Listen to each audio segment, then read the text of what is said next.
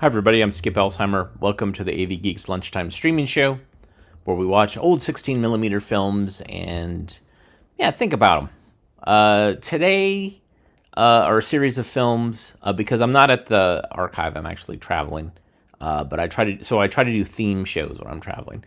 And today I've got three films that were made for the FBI, for people that were agents in the FBI, trying to educate about specific things that FBI agents deal with. And the first one is illegal gambling.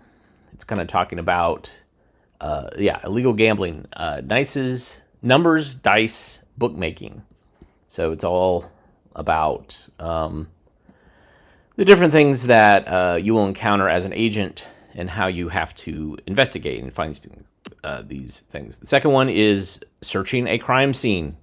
This one is, I don't think there's any bodies in this one. I think this is all just looking for evidence at the scene of a crime, and how to properly log it. And then finally, the last film is Stay Alert, Stay Alive, which is designed for agents who are about to arrest somebody or who encounter the public, and to be on guard for what might happen if a person hopes to evade arrest. So there's a couple of... I like all of these films because they all show kind of these dramatizations of what could potentially happen or what is going to happen. And that, of course, is the best way to show the information instead of having somebody like blah, blah, blah, blah, blah, blah, talking with a slideshow presentation. There's a little bit of talking in some of these, but in general, it's interesting. And I like these because they really kind of give you an inside view of what an agent has to deal with. I have a lot of police training films that I kind of haven't shown because, it's hard nowadays with police. It's a very hot button topic, and certainly the police training films are ones that, one, cast a light that police are people, and police have problems, police have crappy days, and police in dealing with public deal with the public at their worst. And so there's a little bit of sympathy for this, for agents and police, but also you realize that a lot of policing that's happening now, these films address those issues that are coming up, where police officers are using deadly force when they shouldn't be, etc. These are issues that were happening in the 60s, 70s, 80s. So I'm not going to talk any more about that, but it's just fascinating to look into that world, and that's what these films today do. So get your FBI on today. If you like what you saw, hit the thumbs up, the like button. You can support us by watching other YouTube videos that we have on our channel, and also via the super thanks button, ko-fi.com/avgeeks, patreon.com/avgeeks. Those are great ways to support us. Everybody have a great rest of your day, and we will see you soon. Bye.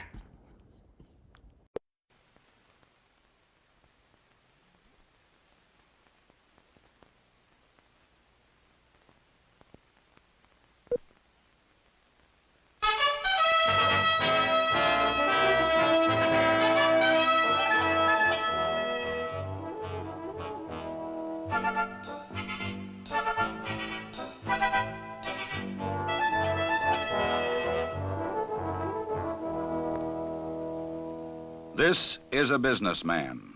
His business is organized crime.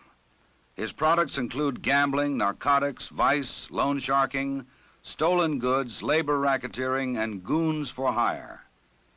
Illegal gambling brings in his biggest profits, working capital to finance other criminal activities. Bribery and corruption of public officials, including some police officers, almost always accompany large-scale illegal gambling. The law enforcement officer must avoid any such involvement. Besides corrupting the community he is sworn to protect, involvement puts him in personal jeopardy, from local statutes and from the Organized Crime Control Act of 1970. This provides federal penalties for public officials who conspire to obstruct enforcement of local laws against gambling. Besides protection, organized crime provides layoff service for bookmakers and numbers operators, two of the largest illegal gambling activities. This call comes from the office of a numbers operation. The office manager may be called a controller, the office a drop, checkup, or counting house, the clerk's inside men, varying with the locality. Here, numbers bets are received and tallied, necessary records kept. Numbers operations take bets on number groups, usually 3, in a given order. Digits are determined by drawing, as in policy and bolita, or by daily published figures such as pari-mutuel payoffs, treasury balances, or stock exchange action.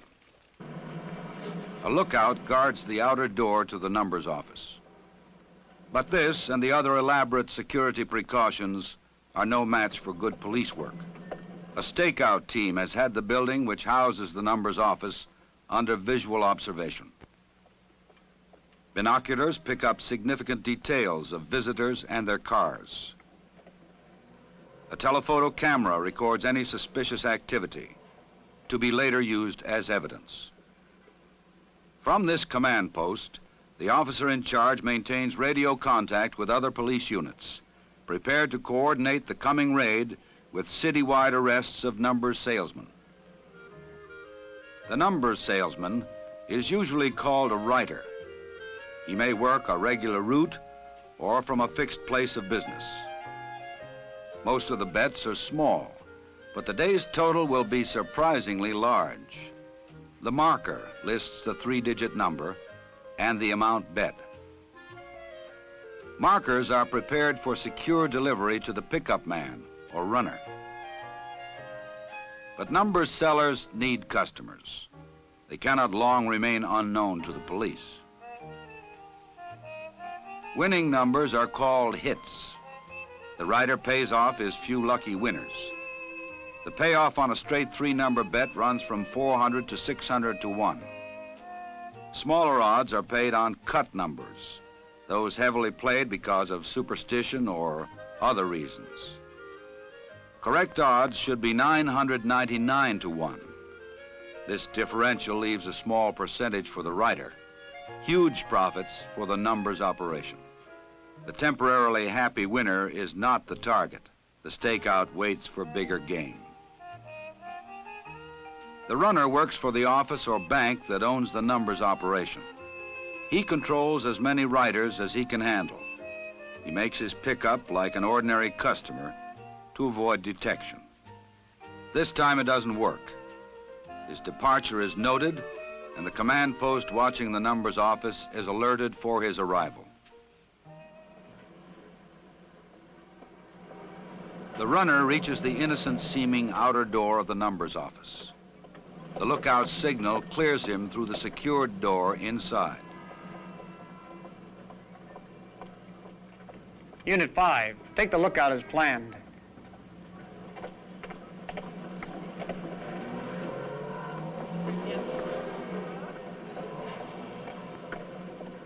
It is the last free action the lookout will make for some time.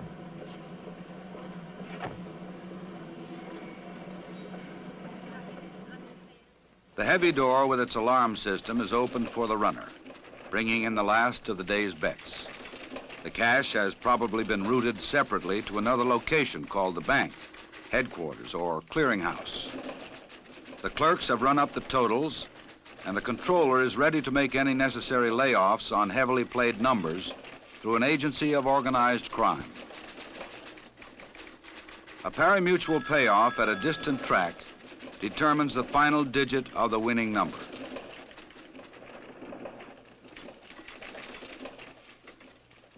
Unit 3, lookout neutralized. Move on in.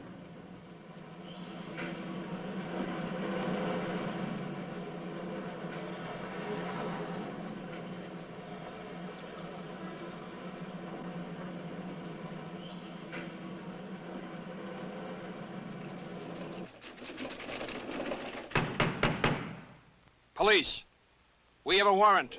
Open up.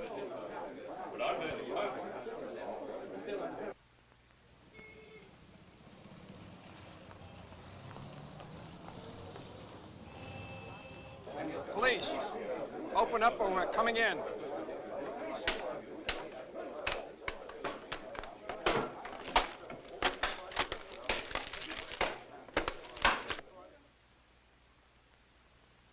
Judicial approval may authorize immediate entry without waiting for permission. Know what method of entry is authorized in your case. All surveillance units, proceed with pre-planned arrests. When there is no longer danger of premature tip-off, the small fry of the numbers operation are arrested. With the subjects from the numbers office on their way, detectives are collecting, identifying, and preserving the evidence, some of it partially burned but salvageable by good laboratory work. The patrolman guarding the rear exit during the raid brings in the important records that literally fell into his hands. Usable evidence results from good police work, planning the raid for maximum evidence and for swift entry to prevent its destruction. Effective, uncompromising law enforcement can make numbers operations increasingly hazardous and unprofitable. Illegal dice or card games and gambling casinos are often linked with organized crime and the corruption which is its trademark. Gaming may be found in the plush, legalized gambling casinos of Las Vegas. It may also be found in illegal floating dice games, often set up in hotel or motel rooms for their one-night stands. The equipment can be transported in a suitcase. Every part of it, from the layout to the dice, is suspect. So are the operator and his assistant. Some players are regulars, informed of the floating location. Many are transients, looking for action, and are easy to cheat safely. To find these marks, the operator uses steerers, taxi drivers, bartenders, bellmen. This driver is kept posted on the game location and will get a fee or percentage for the apparently half-drunk, well-heeled sucker he brings to the scene of the action. A Confederate keeps watch in a separate room, ready to signal an alarm. He may also double as strong-arm man in case a loser starts trouble. It is to the lookout's room that the steerer has sent his passenger. To the cold and experienced eye of the lookout, this half-drunk sucker looks ripe for picking.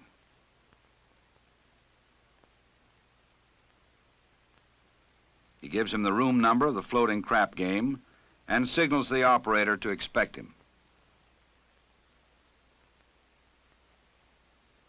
This time they have the wrong sucker, a suddenly sober undercover detective. His concealed mic gets word to the team waiting below. Unit 5, this is T1. The lookout in 514 has an alarm buzzer in the door frame. I'm proceeding to the game in 519. Monitor me and execute the plan when gambling is established.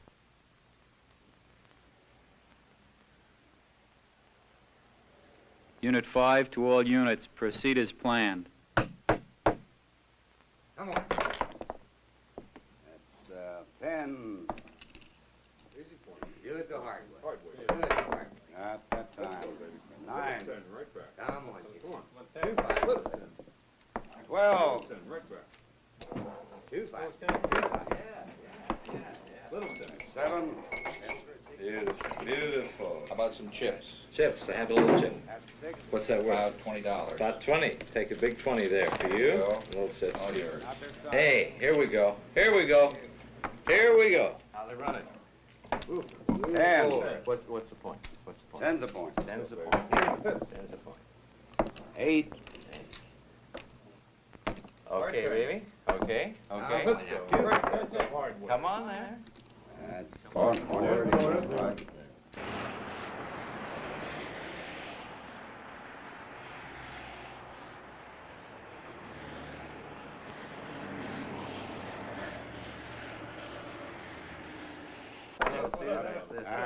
6. All right, I think the man. Statutes concerning players in an illegal game vary from jurisdiction to jurisdiction. 7. Okay, give me the dice. Give me the dice. Next shooter. Let me get this. Place your bets. All right.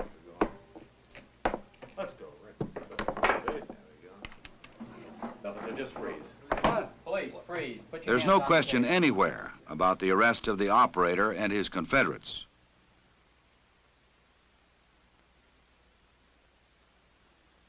Besides police testimony, the case will depend upon the considerable amount of physical evidence and its nature. It will be carefully identified, marked, and preserved for the trial. Good police work by an undercover detective has put this illegal gambling operation out of business. Bookmaking is a most profitable enterprise for organized crime, which provides two essential services to the individual bookmaker: laying off his bets and furnishing the information he needs to calculate his odds. The largest amounts of money are bet on sports events: football, basketball, ice hockey, and baseball. Horse betting, once the bookmaker's standby, is next in volume. A successful bookmaking operation depends upon rapid relay of odds, line information, and results. Expert sports handicappers, often employed by organized crime, provide the analysis upon which odds are based: team and player records and condition, location of the game, probable weather. The bookmaker uses long-distance phone to get this information, fast and frequently. He also makes out-of-town calls to the bankers of organized crime to lay off his bets and keep the book in balance. So that these incriminating toll calls are not charged to the apartment he rents for a few hours each day, he has attached to the telephone an electronic device, the blue box. Like all evasive devices, it violates telephone company regulations. The blue box circuitry permits the user to make toll-free, unrecorded, and untraceable calls wherever direct distance dialing is available. Through the blue box phone, the bookmaker gets the latest point spreads on the college games he is booking. On football or basketball, the bettor usually wagers $11 on a pick'em basis to win 10. Point spreads reflect the handicapper estimate of the competing teams. Baseball bets are usually placed at varying odds, based upon the pitchers for the day, as well as the team record. To receive the incoming calls from bettors on which his livelihood depends, the bookmaker relies on several devices which may keep his location or private phone secret. One is the backstrap, a simple circuit which connects the bookmaker's unauthorized extension to an authorized and listed telephone at a nearby but separate and clean location. Another way to prevent his incoming calls being traced or his location revealed is by installing a black box, a somewhat more complex electronic device. It absorbs the electrical impulses on incoming calls so that they do not record at the telephone company's central billing equipment. This bookmaker, however, uses the more sophisticated cheese box to conceal his location and private telephone number. He maintains a private phone elsewhere than the apartment from which he works, with a number known only to him. He keeps an open line from his apartment to this phone at prearranged hours known to his customers. They have a different number to call, connecting them with still another phone, which may be in an empty room or other clean location. This call is switched through the cheese box to the bookmaker's private phone, also in a clean location. Then, during the hours that he monitors this phone from his apartment, he can converse with the customer, who has called an entirely different number to reach him. Other elements in the elaborate screen of deception may be markers or records on instantly disposable water-soluble or flash paper. But even the tightest screen will not shield against vigorous and uncompromising police work. Informants are a prime source for discovery of illegal gambling. They may be on a police payroll, regular bettors, competitors, or disgruntled employees. This is a housewife who has discovered where most of her husband's paychecks are going, betting on sports. She gives the detectives the accommodation number that she knows her husband calls to make wagers. Even then, it is not easy to find the bookmaker's actual location. The telephone company will aid in tracing it through the maze of electronic evasion. Having located the apartment that the bookmaker works from a few hours each day, they keep it under surveillance.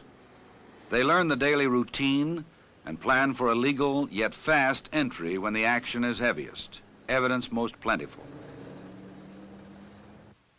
The bookmaker is off the cheese box open line. With all bets in for that day, he finds that to balance his book and ensure a profit, he must lay off some heavily played teams. It is time to call the bookmaker's bookmaker, almost always an agent of organized crime. Layoff is big business. Without it, few bookmakers could operate. His heavy work over, he waits expectantly for delivery of his daily sandwich.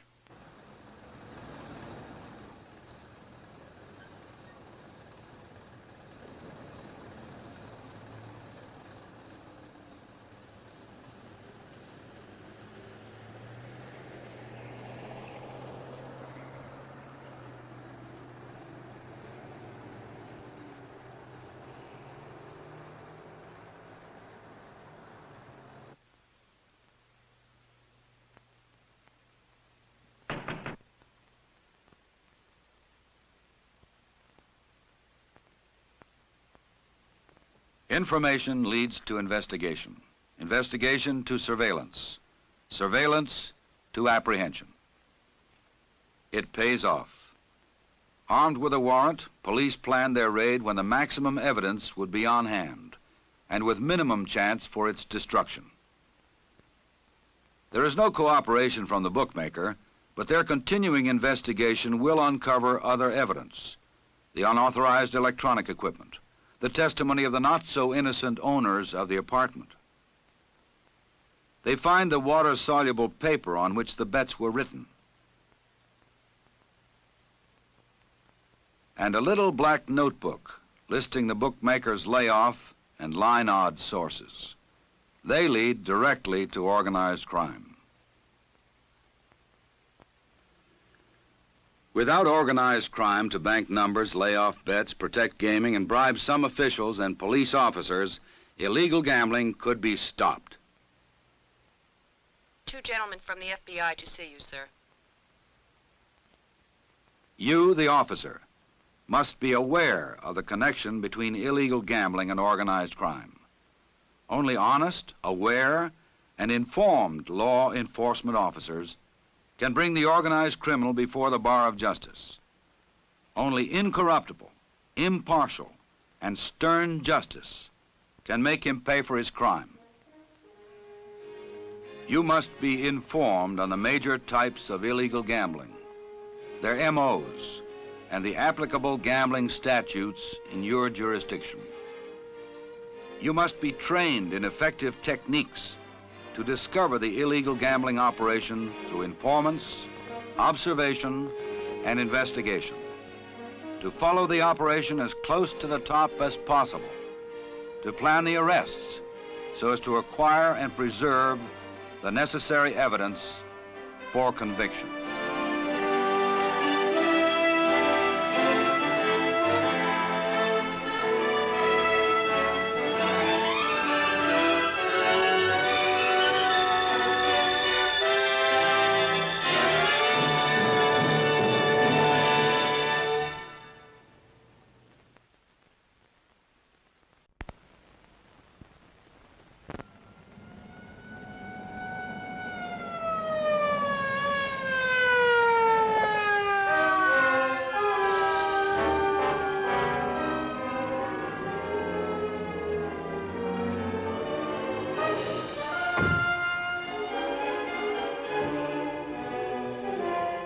Crime has been committed.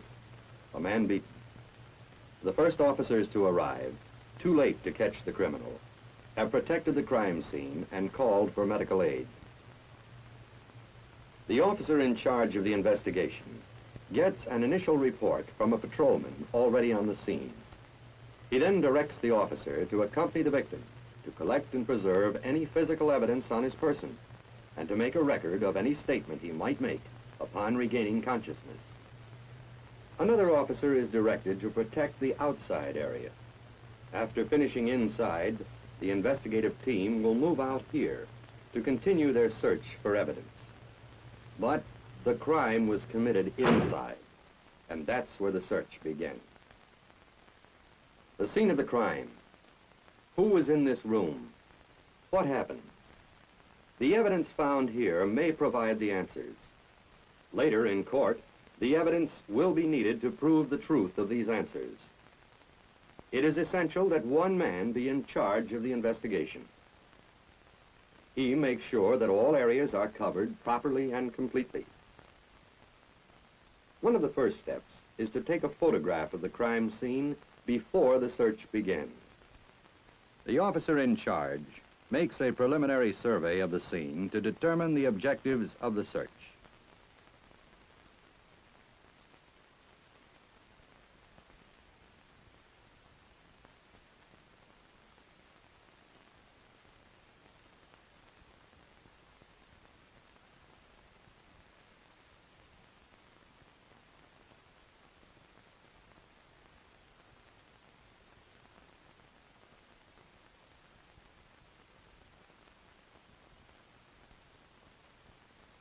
In almost every crime, the perpetrator either takes something identifiable with him or leaves something at the scene to identify him. Success in finding this evidence depends not only on the investigative team's thoroughness and attention to detail, but also on planning before the search is started.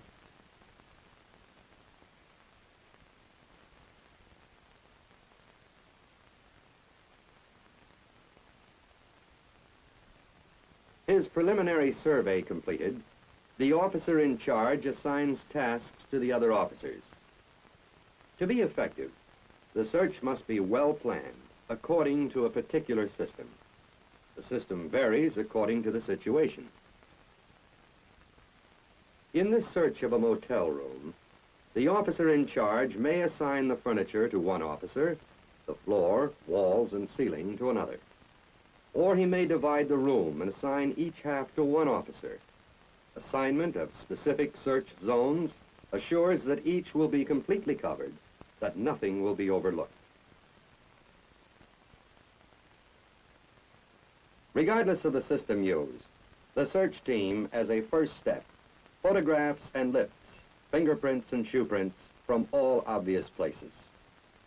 This prevents their inadvertent contamination during the later detailed search.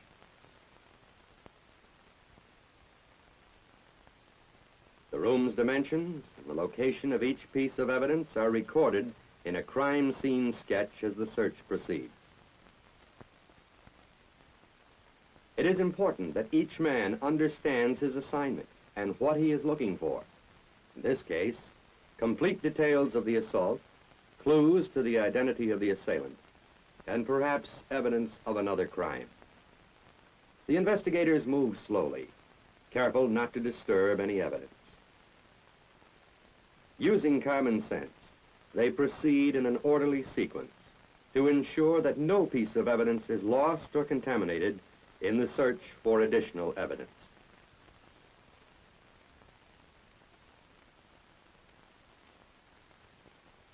After it is photographed, each piece of evidence is entered in a detailed log and properly identified and preserved. Identification by 2 officers assures a complete and accurate record.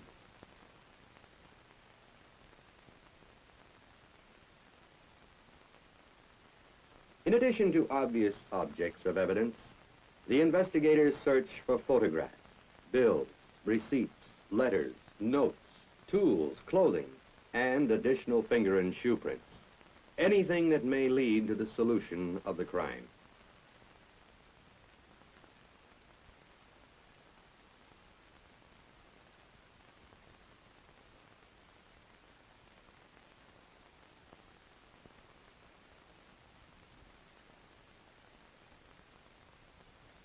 Latent prints may have been left in several places. The team collects and preserves obvious small objects which may have prints, and they don't overlook paper surfaces and cigarette butts. Evidence may be found in many places. The contents of a trash basket are collected. The investigator examines each item to look for some obvious clue, such as a name or phone number, before wrapping up the contents.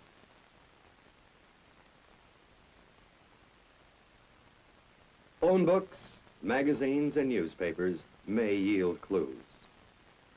Evidence may be found under, slipped between, inside, stuck to, on top of, hanging from, behind any object in the room.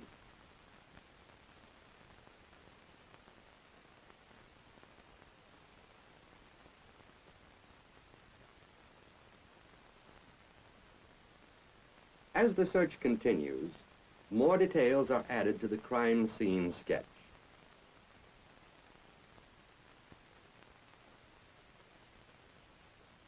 Persons in the room during the crime may have come in contact with the bedspread and left clothing fibers, hair, or other material on it.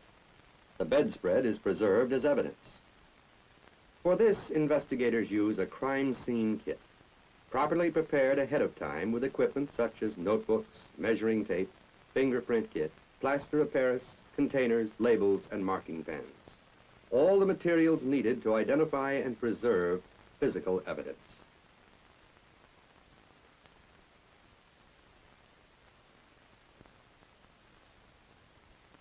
Two officers identify and mark each piece of evidence, if possible, directly on the evidence. Later in the courtroom, successful prosecution of the case may depend heavily on this important work at the crime scene. No matter how carefully and exhaustively the investigators conduct the search, it is possible that some piece of evidence has escaped their eyes. To assure complete and thorough coverage, the officer in charge switches assignments so that each zone is searched twice.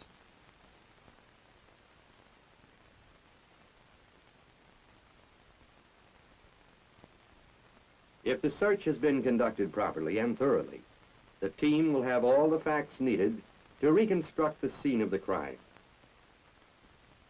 And they will take with them all the evidence at the scene that may lead to the solution of the crime and apprehension of the criminal.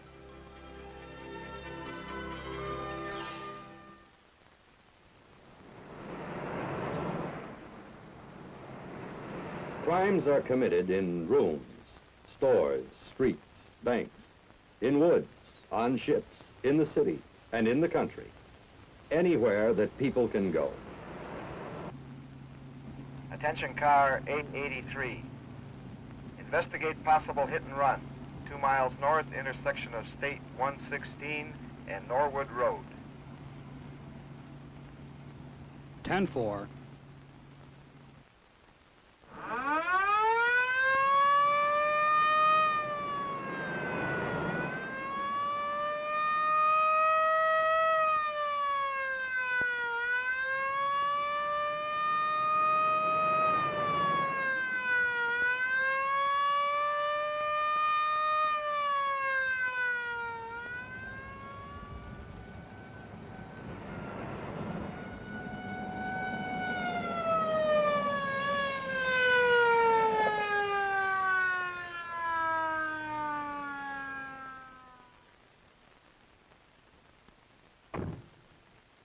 When the first officer reaches the scene of the crime, he gives first aid to injured persons or determines, if possible, if death has occurred. He keeps unauthorized persons away and takes immediate steps to preserve the original condition of the scene. Traffic is routed either away from or around the scene.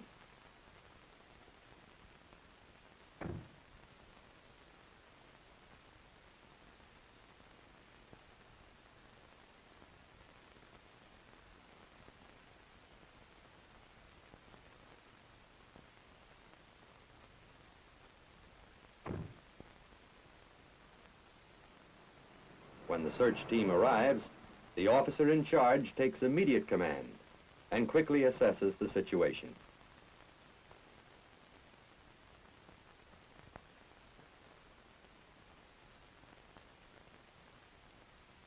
Death has been determined.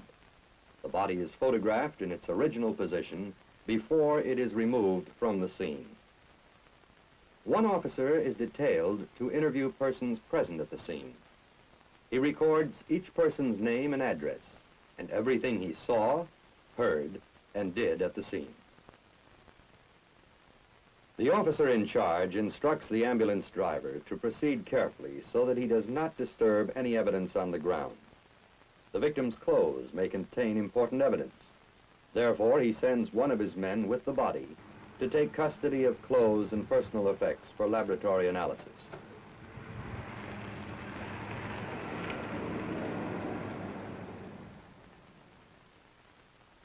In an outdoor search, the search pattern should fit the type of crime and the terrain. The pattern also depends on what kind of evidence is being looked for and how many men are available for the search. In an open field with one main piece of evidence, like a safe, a circular pattern spiraling out from the main evidence in a search for other clues and the direction of flight would be suitable, but not in a hit-and-run case. The grid or double strip pattern covers the same search area twice, first in one direction and then in the other. This pattern is good for large square areas, but not here. In this case, evidence may be strewn for quite a distance down the road, and the officer in charge selects a strip pattern. The strip pattern provides a close and complete one-time search of a large rectangular area. String is laid out to mark search lanes. Again, a crime scene sketch is needed to relate the details into a composite picture. During the actual search, investigators look particularly for broken glass, tire and shoe prints, paint chips, dirt clods broken loose from the car, and any other evidence left behind by the car and its driver. The team has only one chance to search, and it is careful to find and collect everything that might be significant. What appears meaningless today may be relevant tomorrow. The search team proceeds slowly, side by side, until a piece of evidence is found. The finder announces his discovery, and the search halts until the evidence is cared for. Each piece of evidence is reported to the officer in charge as he coordinates the search procedure.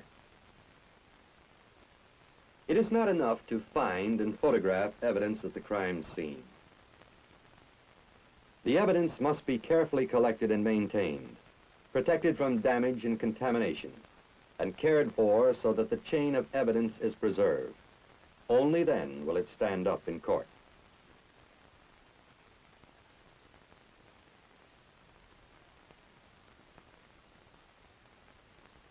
Each piece of evidence is identified and marked by at least 2 officers.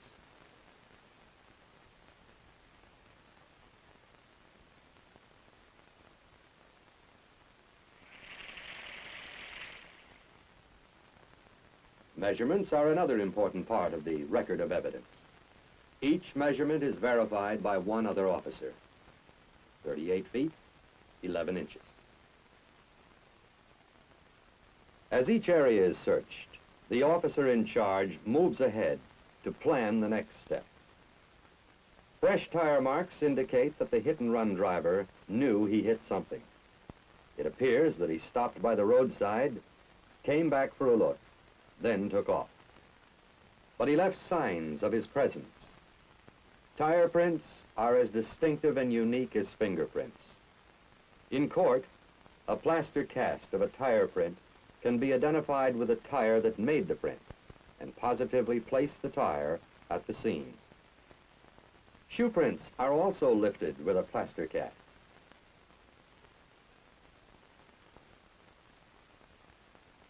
Again, 2 officers identify the evidence and mark it directly on the cast before it hardens. 2 more items in the growing record of evidence. Some evidence reveals its story only in the crime laboratory. Paint smears may identify the make and year of the car. Finally, the bicycle itself is identified so that it too becomes admissible evidence. The search is over. Using proper procedures in a well-planned and coordinated search, the investigative team has found, identified, and preserved every bit of evidence at the crime scene. Evidence which may lead to the driver of the car.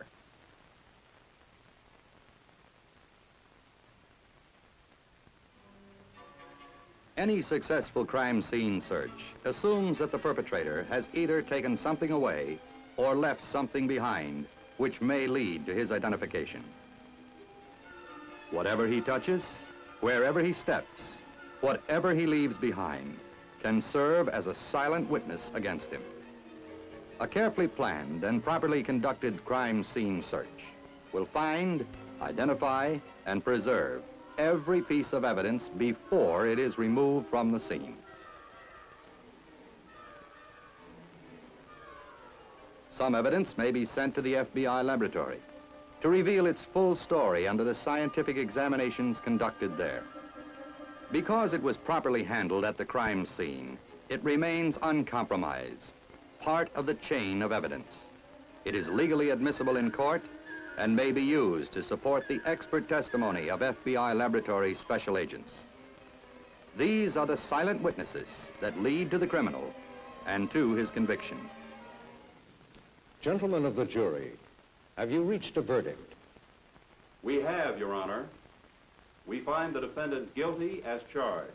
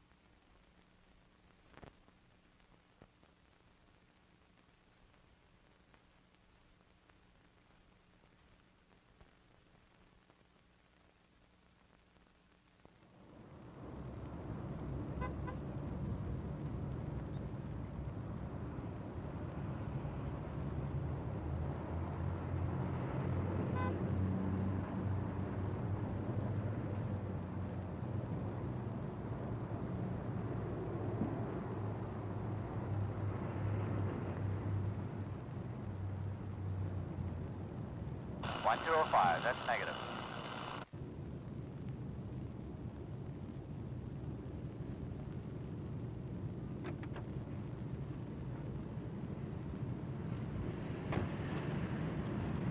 William Moore. Who's asking? Police. Name's Akins. You're Moore, all right. You're an easy make from your picture. Lean on the car. What's the beef? Burglary. Westover Market last July. Turn around. I suppose you got a warrant? That's right. Too bad, cop! I got other plans.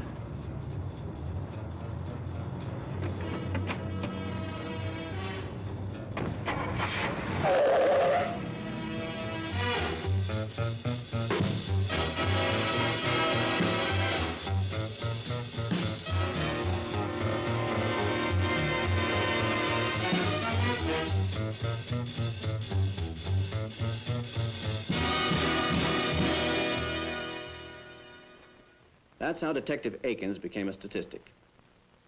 One of a dangerously growing number of police officers who are killed or injured while making an arrest. Akins was lucky. He ended up in the injured column. But that was because a doctor knew more about surgery than Akins knew about making an arrest. Or maybe he did know better. But he made one common and often deadly mistake. To him, arrests had become routine. He grew careless. Careless in trying to make a planned arrest, single-handed, just because his partner called in sick. Careless in search technique. Careless in using handcuffs. Careless because he forgot that making an arrest is the most dangerous job in law enforcement. Now let's take a look at a similar situation.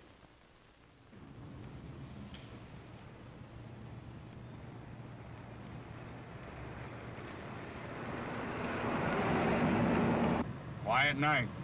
No news is good news. You big phony, all you live for is a good pinch. Anything not to have to listen to you all night, Bowman.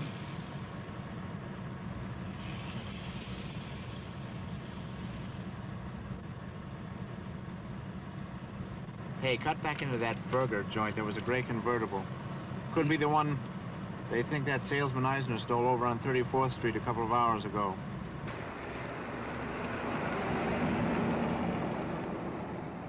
Any dope on him? Yeah, slow down a minute. Burglary warrant out of criminal court, good mug shot, 4-inch cut scar right side of face. Easy make. Any gun? Didn't say. Okay. Car 21, going 10-6. Investigating suspicious vehicle.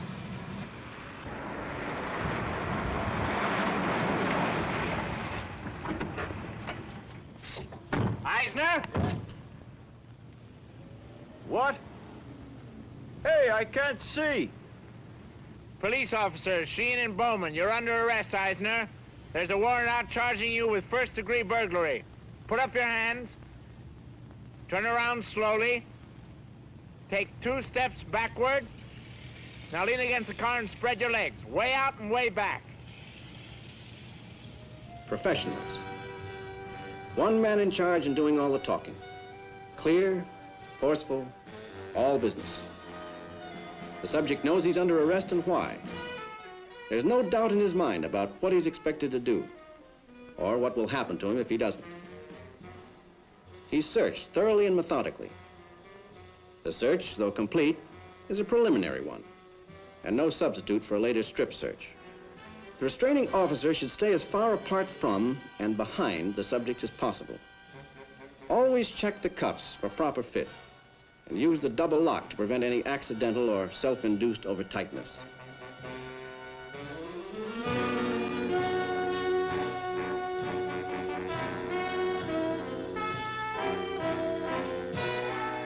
When a subject is apprehended in possession of an automobile, be sure to search the car incidental to his arrest.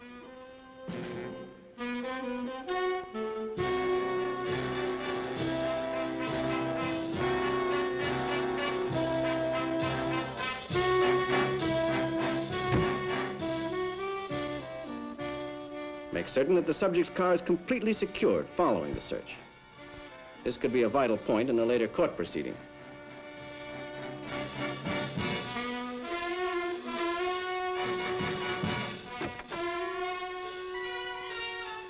Always place the subject in a vehicle as far from the driver as possible. In other words, never give a criminal an opening. He may use it. How did the patrolmen make out? Very well. Because they took nothing for granted. Never got careless. They knew that uniforms and jurisdictions change, but hoodlums don't.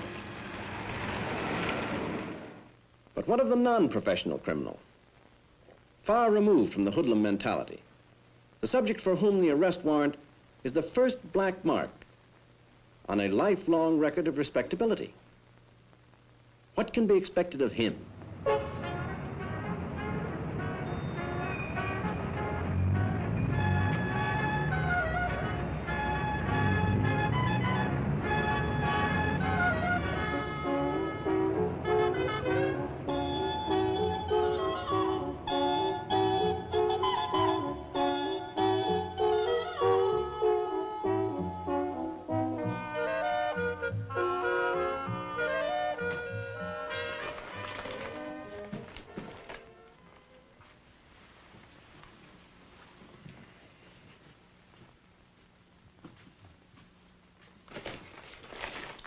Alfred.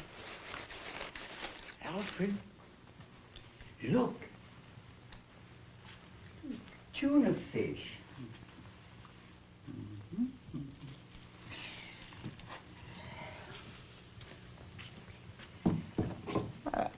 I negotiated another little loan at the company today, Alfred. Of course, most of the proceeds went into our retirement fund.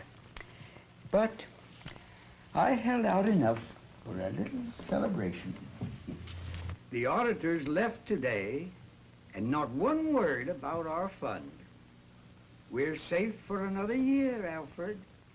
And after that, we shall have reached our goal. Yes, yes, just a minute. I'm coming. Yes? Henry Meade? Yes? We're police officers. I'm Detective Sergeant Case. This is Detective Hester. May we come in? Of course.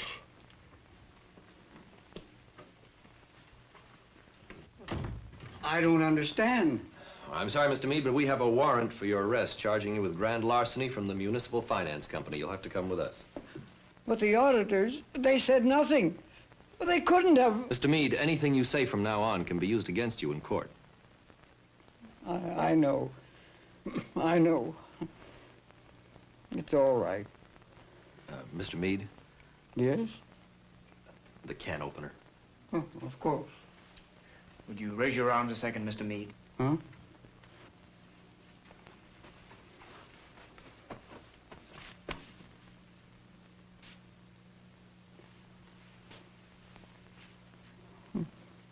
But what about Alfred? Alfred? Alfred and I are very old friends. Well, we'll see that the landlord looks after your cat. May I say goodbye to him? Sure, Mr. Meade.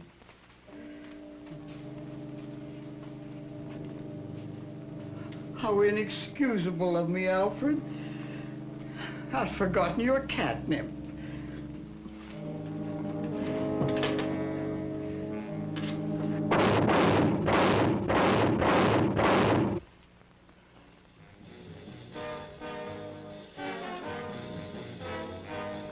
I'm sorry, Alfred.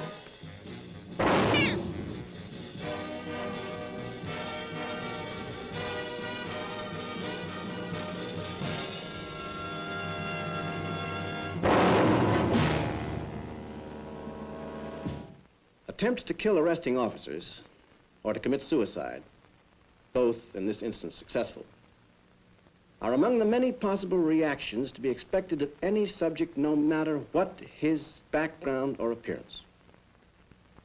Other reactions include flight and peaceful submission with rescue by a Confederate. There are as many more as the imagination of desperate men can devise. It is your duty to be ready for any of them. Detectives Case and Hester were not. As a result, they died. And so did the subject, for whose safety they were responsible from the moment he was placed under arrest. Big city detective or small town officer, under the law, every arresting officer has this same responsibility. He should not allow his personal feelings for the subject, his respect for community status, past friendships, or misplaced sentiment to interfere with what he knows to be proper arrest techniques to protect himself and the subject.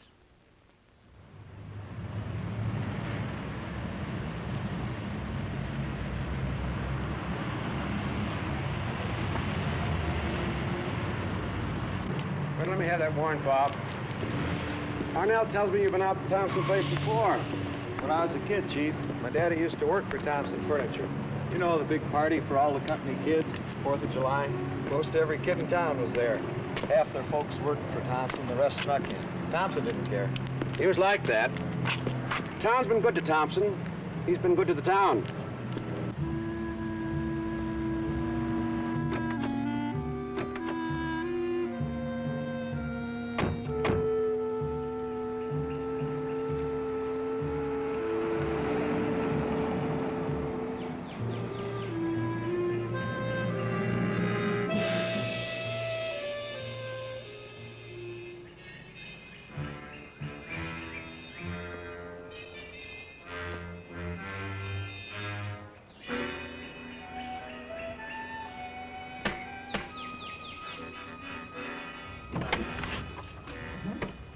Yes, sir. Good afternoon, miss. I'm Chief Hancock. We'd like to see Mr. Thompson. Oh, yes, sir. Mr. Thompson is working in a shop. If you gentlemen will step inside, I'll tell Mr. Thompson you're here. I'm afraid that won't do, miss. I'll have to ask you to take us along with you. Very well, gentlemen. If you'll follow me, please.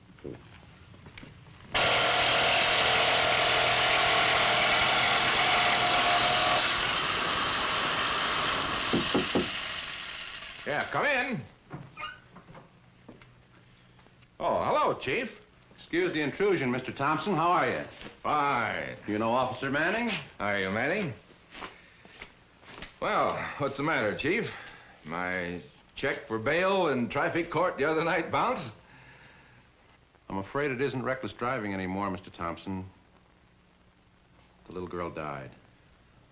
Her folks have sworn out a complaint charging you with manslaughter. I have a warrant here from Judge Simon. I have to place you under arrest, Mr. Thompson. You extend your arms to the side, please.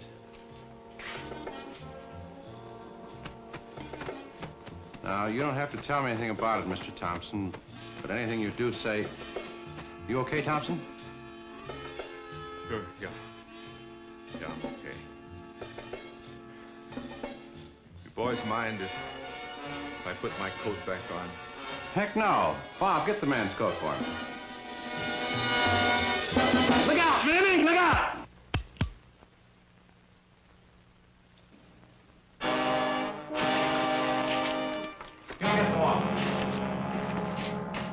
The shock of arrest makes any subject's reaction unpredictable and potentially dangerous. The granting of personal favors immediately following an arrest should therefore be given very careful consideration. Deny or closely supervise any requests for water, use of the bathroom, articles of clothing, and the like. Thompson's attempt at self-destruction was thwarted by the arresting officers. The difference: training, planning, alertness. A triple play that gives the best assurance of a successful arrest.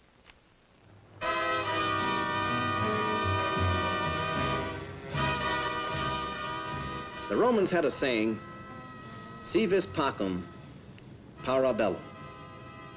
If you want peace, prepare for war.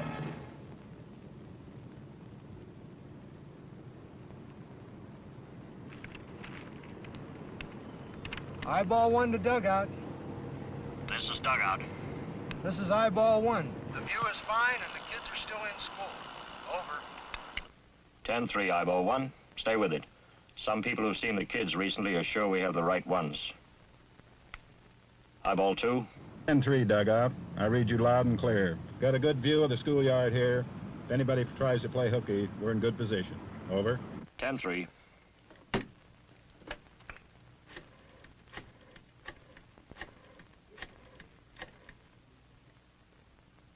Police headquarters. Captain Kramer, put me through to the chief, please. Yes? Captain Kramer, sir. Put him on. It's Schultz and Larson, all right, boss. We have positive idents from the room clerk, parking lot attendant, and a bellboy they sent out for beer and sandwiches. I've got a command post set up here in the manager's inner office. He's very cooperative. The stakeouts are in position. A recon crew is out in the panel truck making a cover and escape route survey with a 60-second camera. They should be coming in any minute. What are you doing about clearing the surrounding rooms? The manager's calling all the people into his office on a pretext. When they get there, Lieutenant Tully explains. They're putting them in the dining room with food and television. That's it, sir. Okay, Pete. Come on in with the panel truck. We'll be waiting for you in squad room 1. Farrington. Yes, sir. Kramer's lined up a hot one. Meet me in squad room 1 in 15 minutes. And bring your heavy squad.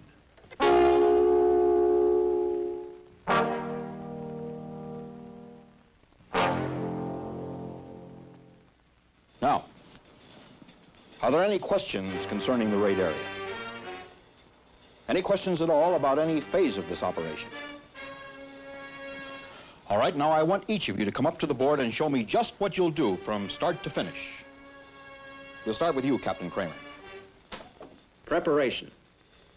The factor that separates the men from the boys. The heavies from the lightweights. Those who will live from those who will die. Keep your raid plan simple. Use your knowledge of the subjects and the results of a careful, detailed reconnaissance. Use maps, photographs, and diagrams showing possible escape routes, cover, and weapons needed. Then, when you're sure every man knows his assignment, you're ready.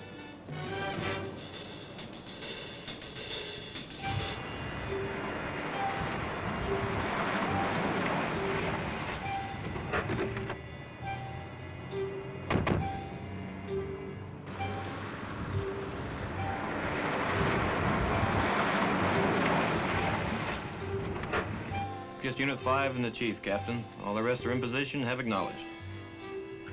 Dug out to shortstop. 10-3, shortstop. Check off Unit 5. That leaves just the Chief, right? Right. Dug out to pitcher. This is dugout. Pitcher, you may take the mound.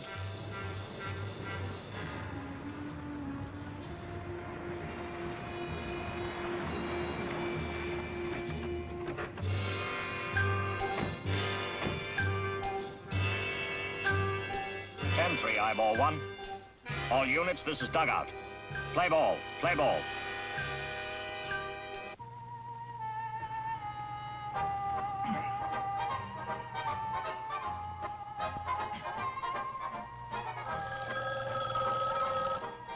Did you tell some lousy two-bit babe where? Yeah. This is the police. You are completely surrounded and isolated. You have exactly 1 minute to come out backwards with your hands over your heads. This is the first and last call. The next message will be a gas shell. Well, what is it? What is it? It's the end of the line for now, Schultz. What? The cops, stupid! The stinking lousy cops!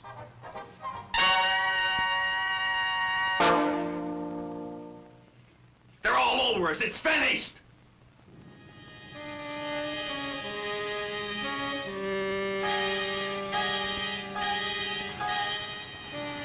Get those hands up higher. Right now, move over to your left. Farther over. Right, hold it there. Now spread your feet apart. Now slowly lean into the wall with your hands. Hold it. Search party.